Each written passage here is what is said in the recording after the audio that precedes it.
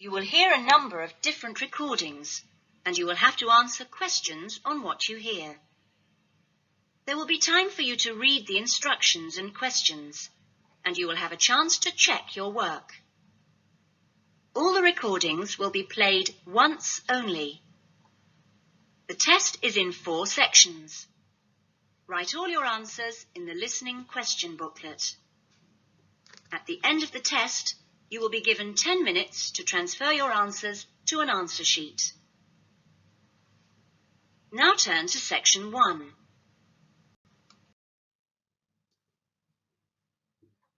Section 1. Paul is renting an apartment. He has some problems with the property and has decided to report them to the housing agency. First, you have some time to look at questions 1 and 2.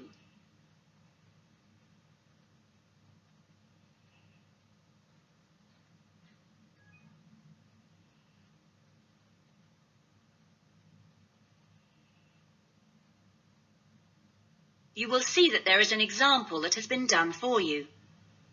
On this occasion only, the conversation relating to this will be played first. Good morning, MIC House Agency. Good morning. I'm ringing about the problems I've been having with my apartment. Yes, of course. If I can just take a few details first. What's your name? Paul Smiley. How do you spell that? Smiley. Paul's surname is Smiley, so Smiley has been written in the box. Now we shall begin. You should answer the questions as you listen, because you will not hear the recording a second time. Now listen carefully to the conversation and answer questions 1 and 2. Good morning, MIC House Agency. Good morning. I'm ringing about the problems I've been having with my apartment. Yes, of course. If I can just take a few details first. What's your name? Paul Smiley. How do you spell that? Smiley. Okay. And what's the address? Apartment 216 Rose Lane. Rose Lane. And that's In Newton. Oh, yes, I know the property. Could I just ask, how long is the lease? It's for 1 year. And you moved in? Last week, on 27th of June. Fine, thank you. Before the conversation continues, you have some time to look at questions 3 to 10.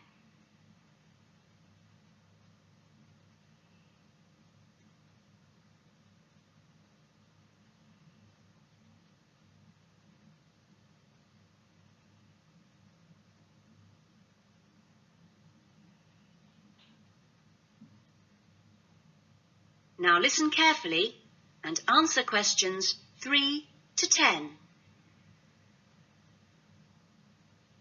And what are the problems that you've been having? Well, no one thing is really dangerous or anything, but, it's just been building up. Yes, of course. Well, the first thing is the washing machine. It's been leaking a little and it's beginning to get worse because we have a small child and we really need to get that done straight away. Okay, that's a washing machine for immediate repair. And then there's a niggling problem with the cooker. Mm-hmm. The door's broken. Right. It's nothing serious and it can be used, but if you can send someone over in the next couple of weeks or so, that'd be great. Fine, I've got that. Then we're worried about all the windows. Are they broken? No, but there are no locks on them. And, with the insurance these days. Uh-huh. And when would you like those done? Well, that's not really urgent, but you never know when there's going to be a break-in. No, we'll get those done for you next week. Don't worry. And then there's the bathroom light. It's getting quite annoying. It flickers quite badly and it's giving me headaches. I'd really like to get that replaced right away. That's no problem. And then the last thing on the list is the kitchen curtains. They're torn. Oh, right. We do have quite a few spare ones in stock and can get those to you in the next week, if that's all right with you. Yes, that'd be fine. Anything else? No, that's all. Okay, fine. What we'll do is get someone over to you this afternoon, if you're in. Well, I'm going to be out for a short time. Well, you tell us your preferred times. Well, the best time is about 1 o'clock. I'll have to check that with him. And if he can't make it then, what would be your second preference? Any time up to 5 p.m. would be fine. Okay, I've made a note of that. Great. Well, thanks very much for your help. That's fine. Thank you for calling. Goodbye. Goodbye. That is the end of section 1. You will now have half a minute to check your answers.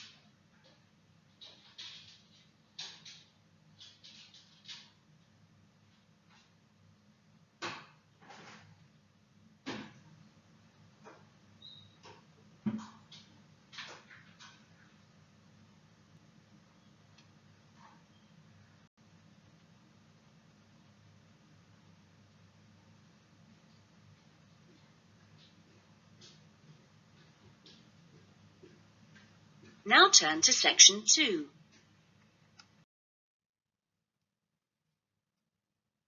Section 2. You will hear a recreation officer at a holiday resort telling the guests about their accommodation and the activities available. First, you have some time to look at questions 11 to 15.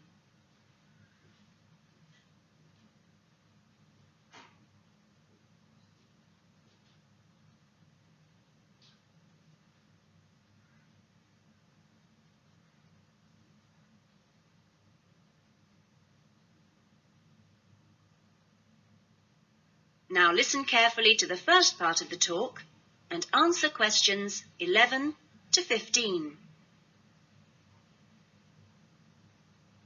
Great. Well, hi, everyone. My name's Jody, and I'm one of the 4 recreation officers here at Rainforest Lodge. My job is to make sure that you all have a great stay here with us and go away feeling relaxed and refreshed. As you can see, we're literally in the middle of nowhere at the lodge. There are no newspapers or TVs, and there's only one phone, and that's in the office. The lodge is a complete get-away-from-it-all experience, a place to unwind and appreciate the world without a lot of interruptions and distractions. From your cabin balcony, you'll find that you can't see anyone else, and the only noise you should hear is the birds. When the luggage comes, one of the guys will take it across to your cabin for you and make sure you know the way back here to the main center for dinner in the restaurant. Dinner will be served in about an hour or so. All the times of each day's activities are printed on the blue sheet you should have got in the information guides that were handed out on the coach. Each explorer trip has a different focus, so it doesn't matter how many you do or on what day, because there's always something new to discover in the rainforest. Tomorrow, I think we've still got places on the Orchid and Fungi tour.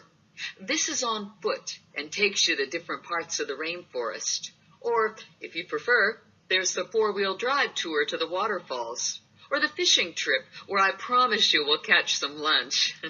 And last but not least, the famous crocodile cruise that leaves at 11 a.m. each day. Just in time for the crocodile's lunch. Oh, plenty to choose from here at Rainforest Lodge. Or just sit on your balcony, relax and unwind and enjoy the views. In the evenings, there is the Spotlight Tour, one of my favorites.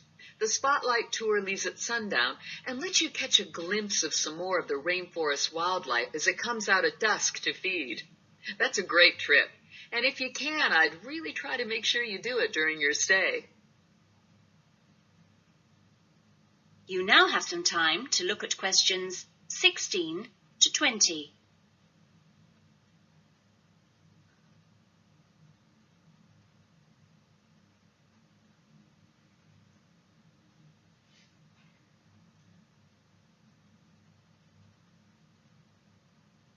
Now listen to the rest of the talk and answer questions 16 to 20.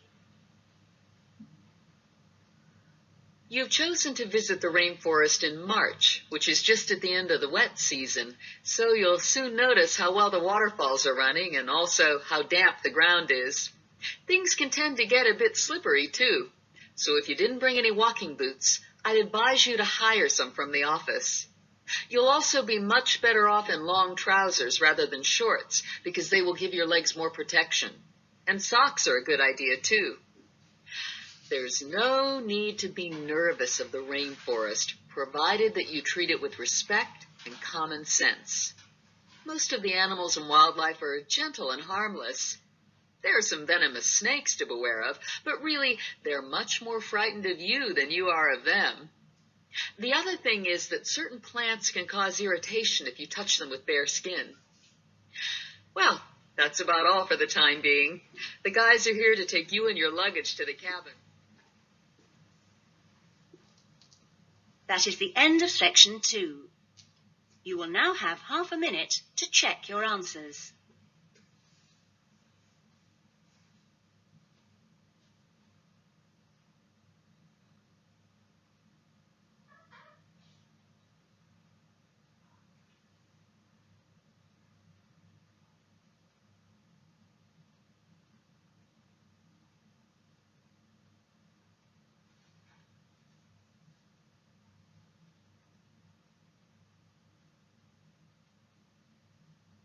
Now turn to section 3.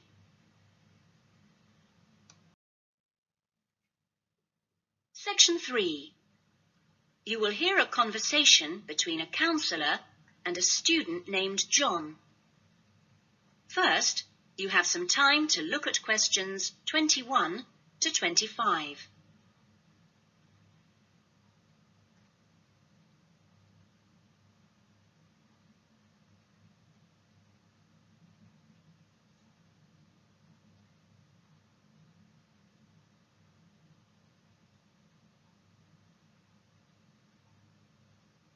Now listen carefully to the conversation and answer questions 21 to 25. Hello, John. What can I do for you? Well, I heard about these counselling sessions from a friend doing a science course, and I was really interested. I think they should be compulsory, really. Well, to be quite honest, John, I think they would be useful for everybody, but, well, everybody has their own way of going about things. I prefer people just to drop in when they can. Yes. I find that talking to students about the requirements of a course helps to clarify what needs to be done. I mean, the biggest difference between college and school is that new college students really have to do a lot of work on their own. And it's sometimes useful to get advice on how to take control of your time and work effectively. Yes. I mean, it seems like a very light workload until assignment time comes, and then I seem to be working all night sometimes. I'm not the only one. It's ridiculous. The resource centre is very good, but it closes so early. It's in the library, and so you think you could use it more. It's a real problem for me. Well, you're certainly not the only person in that position, as I'm sure you've found. It really comes down to using every available hour in a systematic way. If you do this with a plan, then you'll find that you still have time for yourself and your hobbies as well. Yeah. I've heard from Thomas that you made him a sort of plan like this, and he's going away for the weekend with all his work handed in, whereas I haven't even started. I need to find out a few more things about you first. I'll give you this form to fill in about your lectures and things before you leave. You now have some time to look at questions 26 to 30.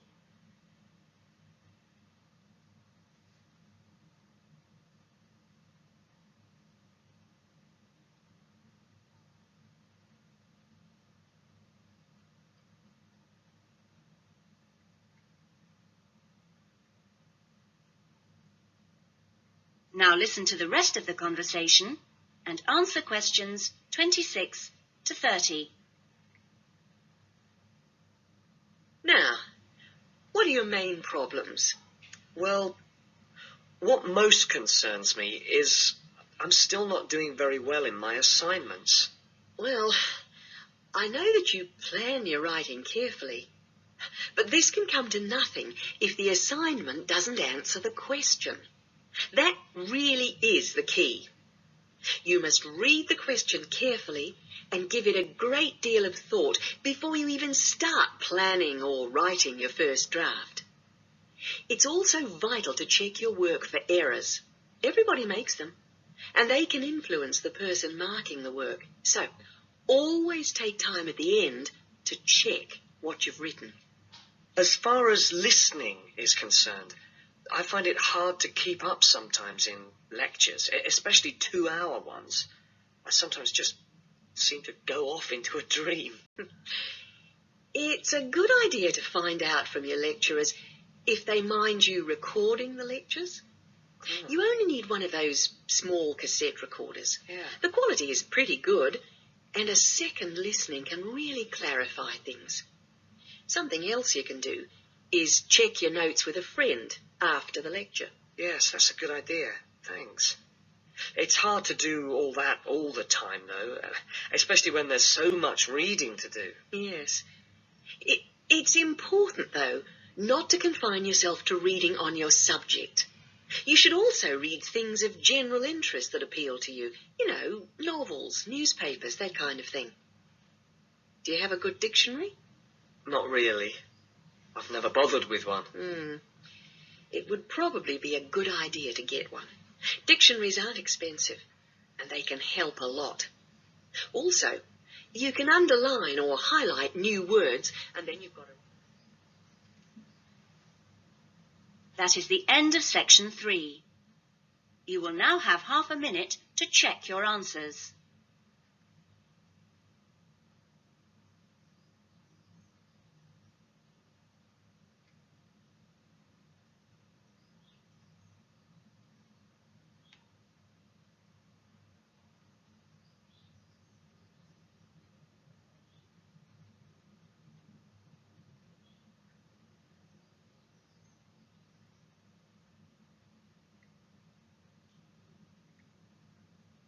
Now turn to section 4.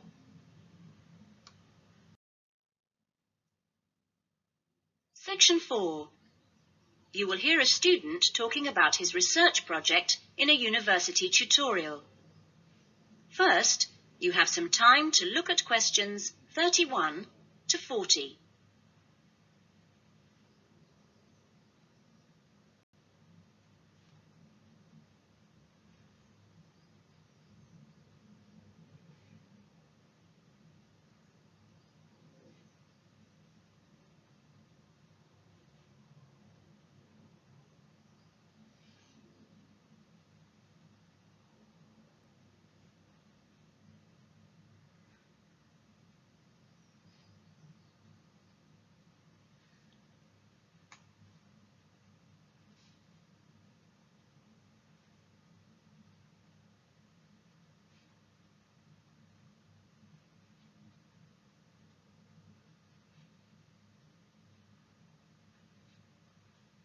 Now listen to the talk and answer questions 31 to 40. Well, good afternoon. In today's session, John Upton will be sharing some of the findings of his research project from last term.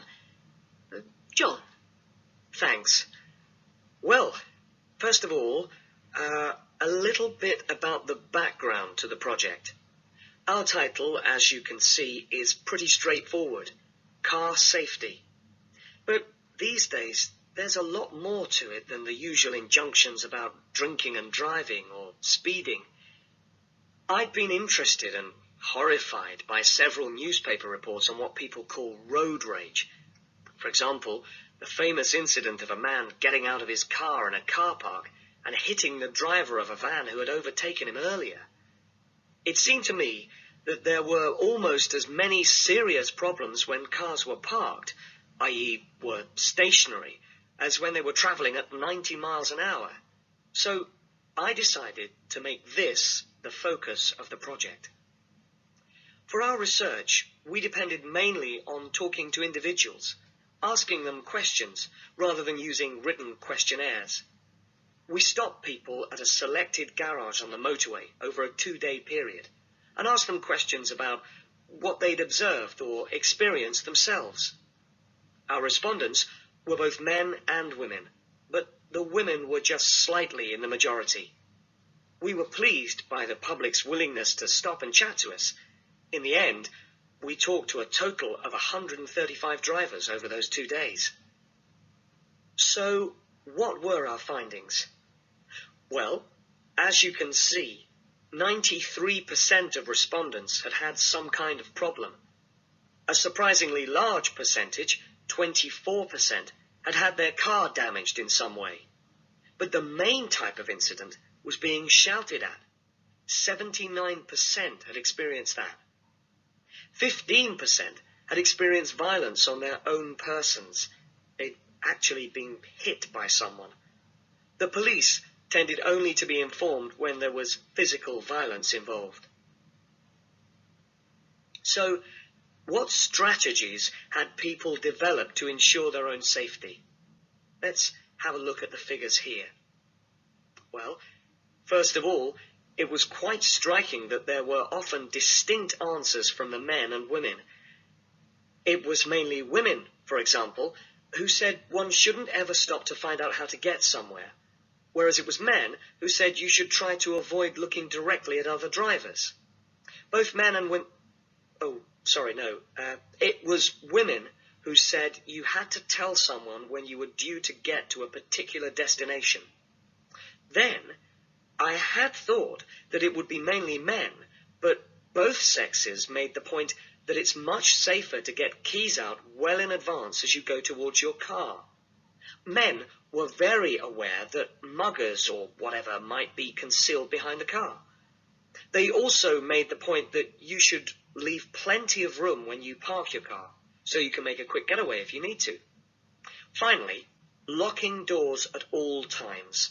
Men didn't think it was quite as important as women, but both gave it a high safety rating. When we asked them what they thought the best improvements had been in the last 5 years in helping with road rage problems. That is the end of section 4. You will now have half a minute to check your answers.